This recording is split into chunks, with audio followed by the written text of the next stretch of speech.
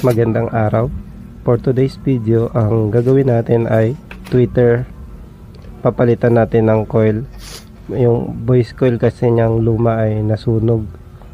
Siguro hindi na lagyan ng protection kaya nasunog na. Lagyan muna natin ng rugby para pandikit ng voice coil. Pag nalagyan na natin ng rugby yung dalawang peraso na ito, patuyuin muna natin ng mga ilang segundo para mas maganda yung dikit ng ating voice coil.